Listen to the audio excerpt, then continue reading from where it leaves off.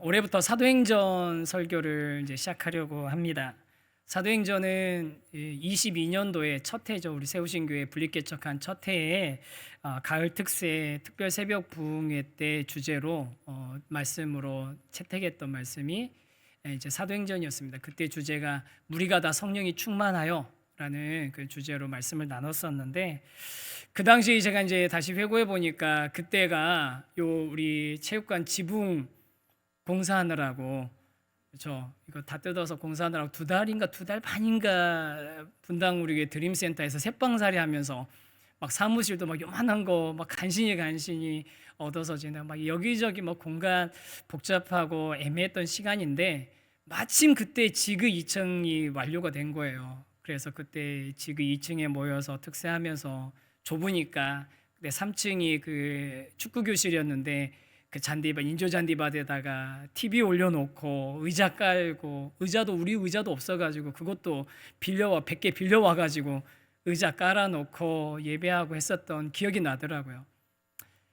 그러면서 참 우리 교회가 시작하는 그 시점에 처음 교회가 어떤 모습이었는지, 처음 그리스도인들이 어떤 모습이었는지 우리가 같이 점검하면서 저도 은혜가 있었고 우리 성도님들도 함께 은혜를 누렸던 그런 기억이 있습니다. 그러면서 이제 올해는 제자의 삶이라는, 이거 뭐 표라고 해야 될지 주제라고 해야 될지, 이 제자의 삶이라는 그 주제를 가지고 우리가 함께 올 1년 동안 나가보자라는 생각을 하면서 사도행전 말씀을 다시 붙들게 됐거든요. 그래서 이전 했던 설교에서 그 다음부터 이제 본문부터 이어가려고 합니다. 오늘 이제 본문이 그때 이제 연결되는 본문인데, 이전 설교들은 혹시 궁금하시면 유튜브에서 찾아보시면 됩니다. 한번 보세요. 그럼 조회수 조금 더 올라갈 수 있습니다. 그래서 우리 사도행전 앞에서부터 누가복음에서부터 사도행전까지 이어가는 그 이야기들, 예수 그리스도께서 어떻게 말씀하시고 행하셨는지, 또 예수님이 보내신 성령님께서 어떻게 그 가운데 역사하셨는지, 또 그때의 제자들은 어떻게 살아내고 어떻게 순종했는지를 우리가 이 사도행전으로 앞으로 보게 되는 거죠. 그래서 이 첫 번째 우리 주제는 이겁니다. 같이 한번 읽어보겠습니다. 시작. 예수행전, 성령행전, 제자행전. 사도행전의 이야기는 예수님이 하신 일의 기록입니다. 누가복음에서 예수님께서 부활하시고 사도행전 1장에서 승천하시면서 세상 끝날까지 함께 하시겠다고 약속하셨던 그 예수님 눈에 보이시진 않지만 여전히 살아서 역사하시면서 교회를, 세상을 주관하시는 그 모습이 사도행전 곳곳에 나타납니다. 그리고 성령님께서, 예수님께서 보내신 또 다른 보혜사신 성령님께서 무리 가운데 임재하셔서, 교회 가운데 임재하셔서 놀라운 역사를 이루시는 것을 사도행전의 곳곳에 기록이 되어 있습니다. 그리고 예수님과 성령님의 인도하심을 받은 제자들이 순종했던 그 기록들이 거기 나와 있거든요. 그 시작은 그렇습니다. 예수님 부활 승천하시고 나서 오순절까지 제자들이 기다리고 있었습니다. 왜 하필이면 오순절까지 기다려야 됩니까? 바로 오시지 않으시고, 그 오순절이 이스라엘 백성들이 출애굽하고 나서 시내산에서 하나님의 임재하심, 하나님의 강림하심과 말씀하심을 경험했던 날이, 그걸 기념하는 게 오순절이었죠. 그래서 그 날에 맞춰서 성령님께서 강림하신 겁니다. 그래서 이 성령님 강림하심과 동시에 이 제자들이 왕같은 제사장, 거룩한 하나님의 그 백성의 정체성으로 다시 거듭나게 되는 거예요. 이전에 그 겁쟁이 제자들이 더 이상 아닌 겁니다. 새로운 정체성을 가지고 살아내게 됩니다. 그러면서 그 오순절 성령 강림 사건 때 특이한 일들이 있었죠. 그 중에 가장 특이했던 게 뭐냐면, 이 제자들이 어디 해외에 나가본 적도 없는 제자들이 외국말들, 방언들을 실제로 막 하게 된 거예요. 이상한 방언이 아니라 실제 언어인 방언들을, 여러 지역의 말들을 하게 됐습니다. 그 여러 지역의 방언을 하게 되는 그 사건의 의미는 뭐겠습니까? 거슬러 올라가 인간이 하나님께 반역해서 바벨탑에서 하나님에게까지 그 높이 자기 이름을 세우려겠던 그 시도를 하나님께서 깨뜨려서 사람과 사람 사이에 장벽이 만들어지고 더 이상 소통되지 못하게 만들었던 그 장벽이, 언어의 장벽이 이제 성령님께서 강림하심으로 이제 깨어지는 시대가 됐다는 거예요. 그게 오순절 성령 강림 사건 때 방언으로 서로 그들이 복음을, 하나님의 큰 일을 선언했던 것의 의미입니다. 그렇게 성령 강림 받은 이후에 제자들의 모습, 그리스도인들의 모습은 말씀과 기도와 교제와 성찬을 함께하는 그런 정말 새로운 그런 공동체의 모습을 갖추게 되죠. 특히 그 중에 누구도 자기의 소유를 자기 것으로 주장하지 않고 소유를 마음껏 서로 나누어서 부족한 자가 없게 되는 그런 모습이 있었는데, 그 모습은 구약 성경에 분명히 선포되었지만 단 한 번도 이루어진 적이 없었던 희년, 모든 것이 제자리로 돌아가고 모든 메인 것들이 다시 회복되어지는 그 희년이 예수님 성령님 강림 이후에 제자들을 통해서 시작되었다라는 것을, 예수님을 따르는 무리들에 의해서 시작됐다는 것을 세상 가운데 보여주는 사건이었습니다. 그러면서 사도들이 가는 곳마다 기적이 일어나죠. 놀라운 일들이 일어납니다. 병자들이 치유받습니다. 성전 미문에 앉아 있었던 그 걷지 못했던 구걸하는 그 사람이 은과 금은 없지만 나사렛 예수 그리스도의 이름으로 일어나 걸어라 했더니 일어나 걷게 됐습니다. 사람들이 다 깜짝 놀라게 되죠.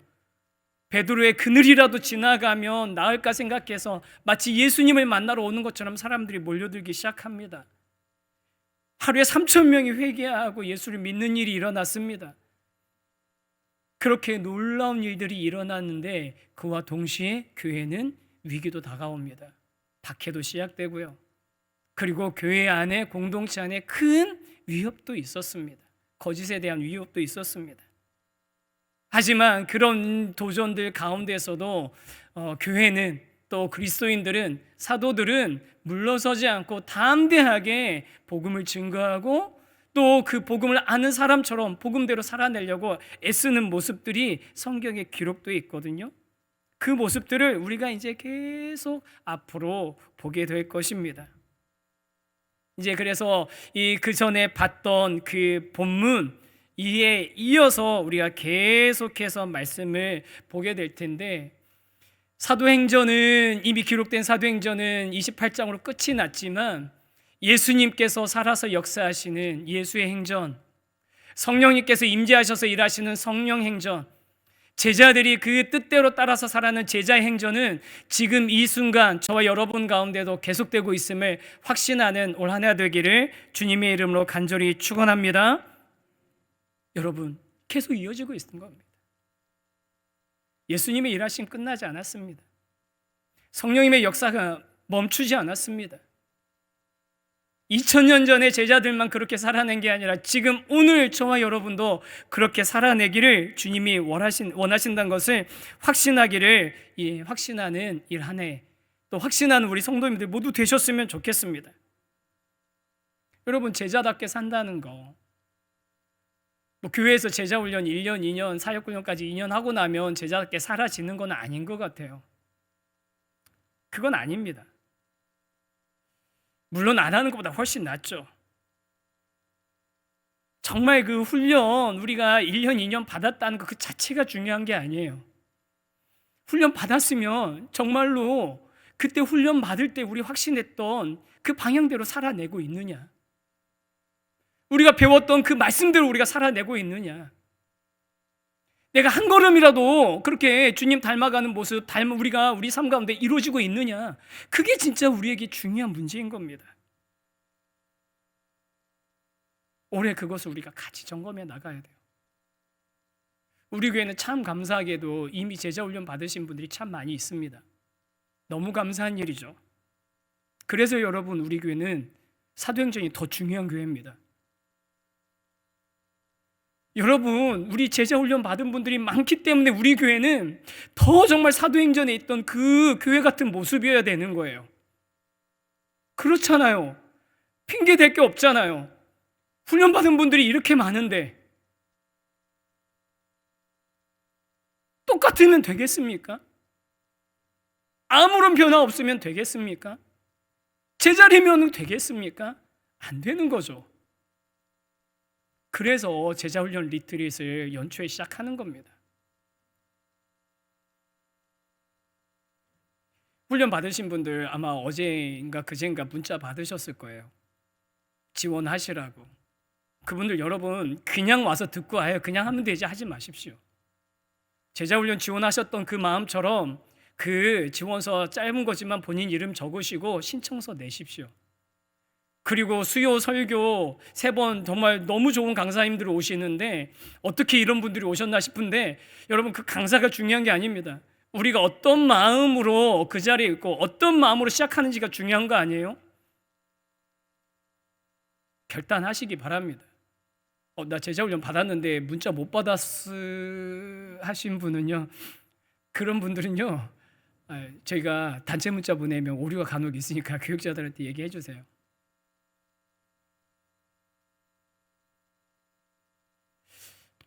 여러분, 그 제자훈련 받으실 때 뜨거웠던 그 감동, 그래 맞아 이렇게 살아야지, 주님이 원하시는 게 이거지, 나에게 바라시는 게 그거지, 여러분 그 있으셨잖아요.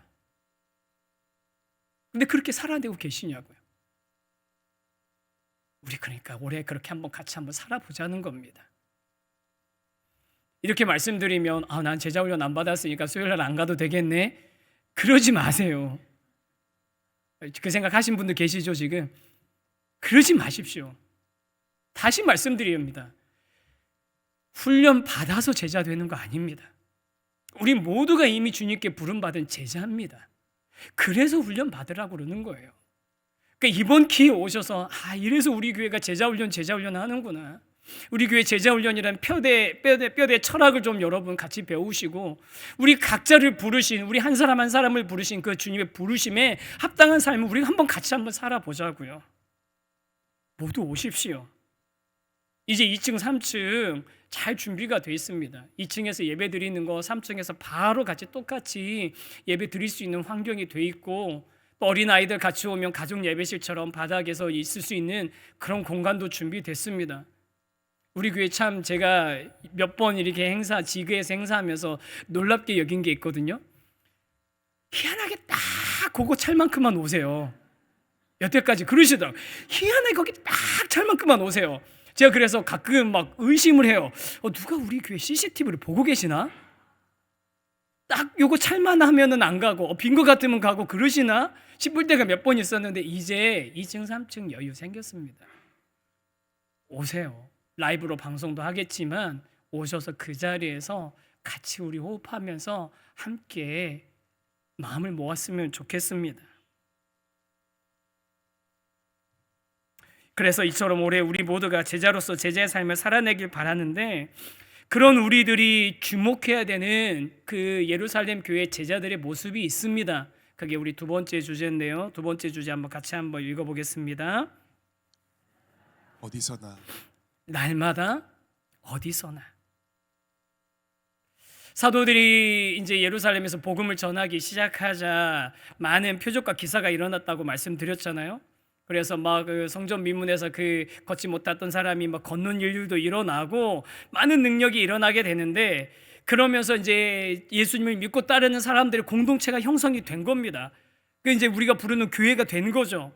그 상황이 이 사도행전 5장에 보면 쭉 설명되어 있는데, 그때의 그 성도들을, 제자들을 바라보고 있던 세상의 그 시선이 어떠했는지를 설명하고 있는 게 5장 13절 말씀이거든요. 5장 13절 말씀 한번 읽어보겠습니다. 시작. 그 나머지는 감히 그들과 상조하는 사람이 없으나 백성이 칭송하더라. 이 말씀 한번 보시면요, 나머지는, 믿지 않는 자들은 그들과 제자들과 상종하는 사람이 없으나 그러나 백성들이 칭송하더라. 이게 무슨 뜻이냐면요, 이 바로 앞에 무슨 사건이 나오냐면 아나니아와 삽비라 사건이 나와요. 아나니아와 삽비라 사건과 관련이 있는 말씀입니다. 아나니아와 삽비라가 다른 사람들이 다 이렇게 물건들을 서로 통용하고 자기 있는 거 갖다 내어주면서 그것들을 가지고 서로 부족함이 없는 그런 모습이 되니까 이 사람들도 자기의 그 땅을 팔아가지고 그걸 가지고 사도들 앞에 가져갔어요. 근데 무슨 일을 어떻게 합니까? 아니, 팔아가지고 처음부터 하나님, 전 이거 파는 거 반만 드리겠습니다. 반도 엄청난 거죠. 땅 팔아가지고 반만 드리겠습니다 해서 너무 기뻐하시지 않으셨을까요? 아니 10분의 1만 드리겠습니다. 나머지는 저희 필요한 데 있어서 좀 사용하고 10분의 1 기쁘게 드렸어. 너무 기뻐하시 하나님께서 너무 좋게 받지 않으셨을까요? 아니 100분의 1도 받으셨겠죠.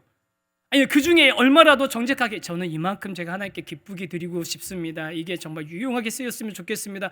했으면 있는 그대로 받았을 거예요. 그런데 마치 이들이 어떻게 합니까? 이거 자기들의 모든 걸 바치는 것처럼 기만을 한 거잖아요. 모든 것을 바치는 것처럼 거짓말하고 속이고 기만하니까 그걸 가지고 베드로가 성령 충만했던 베드로가 책망합니다. 팔기 전에도 네 것이 아니고 판 후에도 네 것이 아니더냐? 솔직하게 말하면 되지. 왜 이걸 가지고 기만하냐? 왜 이걸 가지고 성령님을 속이느냐? 왜 이걸 가지고 교회를 속이느냐? 사람들 칭찬받고 싶어서 인정받고 싶어서 했던 그 시도를 엄하게 책망하시고 결국은 아나니아도 삽비라도 죽임을 당하게 됩니다. 충격적인 사건이 일어난 거죠. 여러분 이거는요 교회 구성원들에게만 충격적인 사건이 아니라 이걸 지켜보고 있던 세상 사람들에게도 충격적인 사건이었던 겁니다. 그래서 이 예수님을 따르는 사람들의 무리들이 막 점점 많아지고 그들이 이전에 없었던 새로운 그런 어떤 삶의 모습들을 드러내는 것들을 세상 사람들이, 믿지 않는 사람들이 주목은 하는데, 그런데 가볍게 쉽게 나도 따라갈래 라고 하지 못하는 상황이 됐다는 거예요. 진정한 회개와 결단 없이 유행을 쫓듯이 무분별하게 함께하지는 못했다는 말씀이 13절 말씀인 겁니다. 대신 사람들은 곁에 있는 그 그리스도인들을 내가 그냥 유행 쫓듯이 막 나 한번 따라가 볼까? 사람들 막 여기 모였으니까 우르르 모였으니까 나도 따라가 보고 저기 있으니까 우르르 따라가 보는 그런 게 아니라 저 사람들 정말 뭔가 다른 것 같은데 섣부르게 가볍게 했다가 안 되겠다라는 마음이 든 거죠. 그러면서 그들이 자세히 보니 정말 저 사람들이 칭찬할 만한, 율법에서 말하는 대로, 성경에서 말하는 대로 하나님이 기뻐하실 만한 삶을 살고 있다. 그래서 칭송하는, 한 걸음 떨어져 있지만 그런 모습이 예루살렘 교회에 있었다는 겁니다. 사랑하는 이 자리에 계신 우리 세우신교회 성도 여러분, 저는 이 예루살렘 교회의 그 모습이 우리 교회의 모습이 되기를, 저와 여러분의 모습이 되기를 간절히 소망합니다. 교회가, 그리스도인이 가벼워 보이지 않고 우스워 보이지 않는 그런 모습을 저희가 회복했으면 좋겠습니다. 이 시대의 교회가 얼마나 우스워 보입니까? 세상 사람들에게.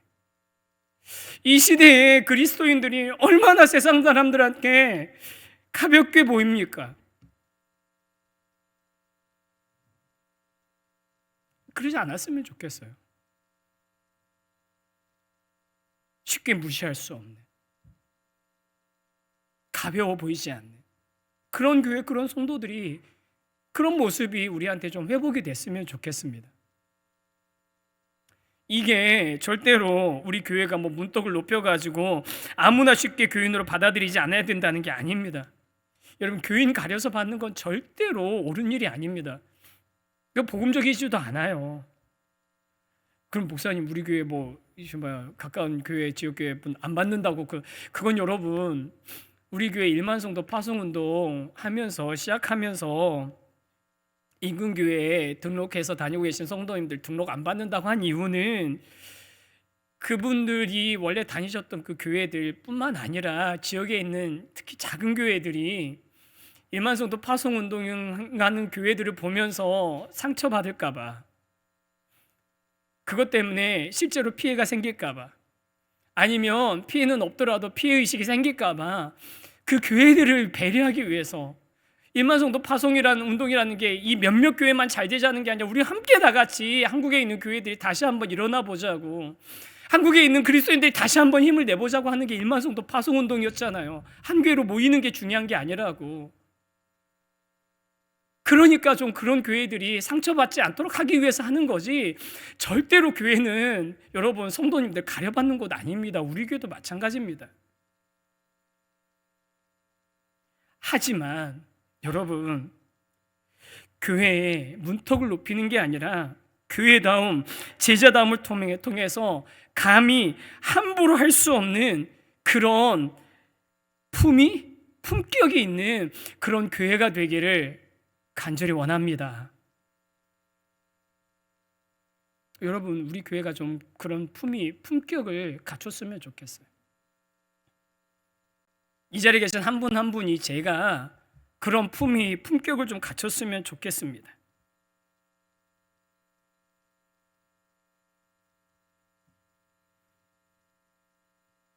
어떻게 그런 일이 일어날 수 있겠습니까?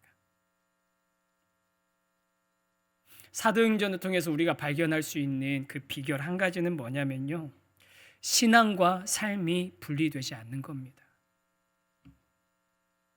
신앙과 삶이 분리되지 않고 함께 가는 것. 여러분, 어려운 얘기 드리는 거예요. 이거 가볍게 얘기할 수 있는 게 아닙니다.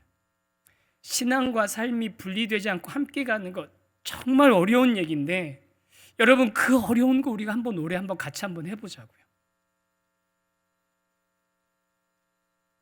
그 어려운 거 우리가 같이 한번 해보자고요.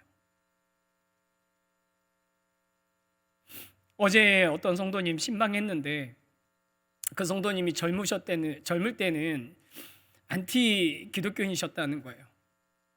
굉장히 그 예수 믿는 사람들하고 논쟁하는 거 좋아하고 말로 이렇게 이기는 거 좋아하셨던 그런 분이신데, 근데 그분이 예수님 믿게 된 계기가 뭐냐고 말씀하시는데, 몇 번 만날 때마다 들었던 얘기예요. 결혼했는데 장인어른이 신앙과 삶이 분리되지 않은 분이셨다는 거예요. 가까이서 지켜보니까 너무 복 받으신 거죠. 가까운 가족이 신앙과 삶이 일치되는 그런 모습 때문에 신앙을 받아들이게 되고 말씀이 들리게 되고 훈련받고 헌신하시는 그런 과정들을 겪으셨다라고 얘기합니다. 사랑하는 성도 여러분, 저와 여러분이, 우리 교회가 그렇게 살아낼 수 있게 되기를 간절히 소망합니다. 그리스도인이 된다는 것 가볍게 여기지 않고, 곁에서 지켜보면 나도 좀 교회 다녀봐야겠다. 저분 보니까 나도 예수님 한번 믿어보면 좋겠다. 저분과 교제하는 교회 성도님들의 이야기를 들어보니까 나도 그런 사람들과 만나서 함께 좀 그런 마음에 있는 거 마음껏 내어놓고 그렇게 교제하고 싶다. 그런 생각이 들도록 살아가는 저와 여러분이 되었으면 좋겠습니다. 그게 올해 우리가 같이 붙들고 가야 될 제자의 삶인 거예요. 그렇게 제자의 삶을 제자들이 살아내니까 어떤 일이 일어나냐면요, 14절에 그 얘기가 나오거든요. 14절 한번 같이 읽겠습니다. 시작. 믿고 주께로 나오는 자가 더 많으니 남녀의 큰 무리더라. 믿고 주께로 나오는 자가 더 많으니 남녀의 큰 무리더라. 여러분, 이게 제가 정말 진짜 원하는 겁니다. 멀리서 지켜보면서 칭송하던 그들이 이제 어떻게 됐다는 거예요? 믿고 누구에게로 나왔다고요? 주님께로 나왔다는 거예요.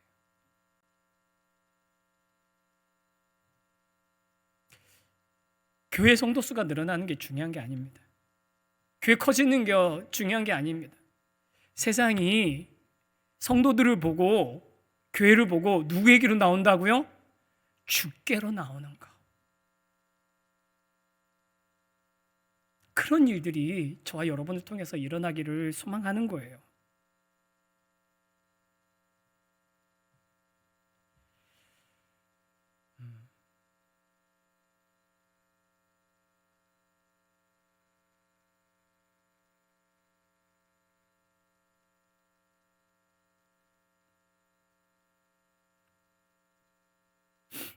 진짜 어려운 얘기 말씀드리는 겁니다. 그런데 한번 해보자고요, 올해는.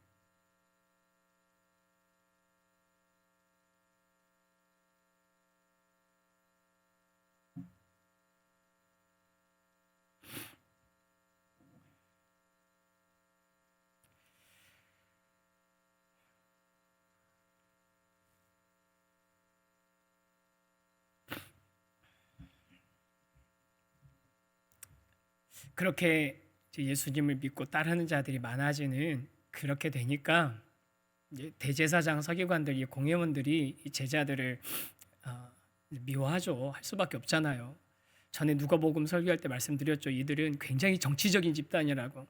사람들의 관심이, 권력이, 힘이 어떻게 가는지, 여론이 어떻게 가는지 굉장히 민감한 사람들이니까 제자들 불러가지고, 사도들 불러가지고 하지 말라고 그랬더니, 예전에 뭐 몇 달 전 같으면 그렇잖아요. 불과 2달 전만 해도 대제사장은 뭐예요? 대제사장의 요종 하나한테도 눈도 못 맞추면서 부인했던 그 제자들이 담대하게 똑바로 바라보면서 얘기합니다. 내가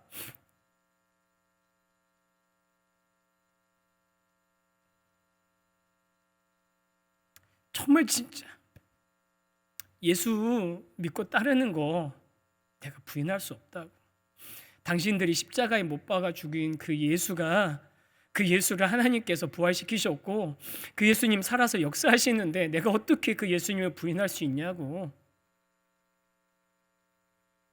그러니까 이 공회원들이 제 사도들을 죽여버리려고 하거든요. 제거해버리려고 하거든요.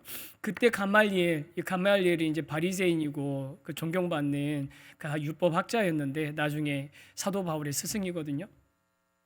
가말리엘이 그러지 말라고 얘기하면서 뭐 역사적으로 드다의 반역이나 유다의 반역, 이게 한 20년 간격으로 있었던 일들인데 그런 예를 들어서 지도자만 죽어도 만약에 저거 가짜면 금방 무너질 거니까 너무 섣부르게 하지 말자 얘기를 합니다. 실제로 그런 일들이 일어났고요.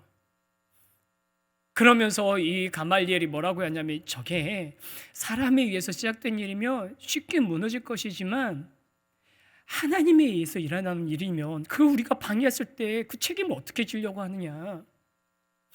여러분, 사람에 의해서 일어난 일이었으면 이 기독교 운동, 예수 운동은 이미 오래전에 끝났어야 됩니다. 이미 오래전에 그 팔레스타인에서 끝났어야 돼요. 그런데 지금 우리가 여전히 역사하시는 예수 그리스도, 여전히 살아서 역사하시는 성령님, 여전히 우리에게 말씀하시는 그 하나님의 뜻을 붙잡으면서 함께 그 예수의 길을 따라가고 있는 것 아닙니까? 이미 2000년의 역사가 증명을 한 겁니다. 그 말을 듣고 동의하면서 이 공회원들이 제자들을 채찍으로 때려가지고서 놔줍니다. 채찍으로 때리는데 그때 유대인들이 때리는 채찍은 40에서 하나 감한 매를 때리는 거예요. 40에서 하나 빼니까 39대를 때리는데 왜 그러냐면 40대 때리면 죽으니까, 죽을 수도 있으니까 죽이지는 말아라 하는 게 채찍질이니까 40에서 하나만 빼가지고 39대 때려서 내보냈는데 온몸이 피투성이가 되고 망신차기가 됐겠죠. 그런데 그들이 어떻게 합니까? 예수 때문에 고난받는 거 즐거워하고 기뻐하면서 그들의 그 모습, 위축되지 않고 굴하지 않았던 그 모습이 42절에 이렇게 기록되어 있습니다. 같이 읽겠습니다. 시작. 그들이 날마다 성전에 있든지 집에 있든지 예수는 그리스도라고 가르치기와 전도하기를 그치지 아니하니라. 여기서 핵심적인 단어가 표현이 있습니다. 그들이 언제요? 날마다. 어디서요? 성전에 있든지 집에 있든지. 여러분, 이게 삶과 신앙이 분리되지 않는 삶의 실제적인 모습인 거예요. 주일에만? 다락방 있는 날에만? 아니요, 날마다. 교회에서만? 성도들끼리 모였을 때만? 아니요, 성전에 있든지 집에 있든지, 요즘 같으면 직장에 있든지 어디에 있든지 학교에 있든지, 날마다 어디에 있든지 때와 장소를 가리지 않고 제자의 삶, 증인의 삶을 살아냈던 거죠. 여러분, 우리 올 한 해 그렇게 한번 살아보지 않으시겠습니까? 한번 그렇게 한번 살아보지 않겠습니까? 날마다 어디에 있든지.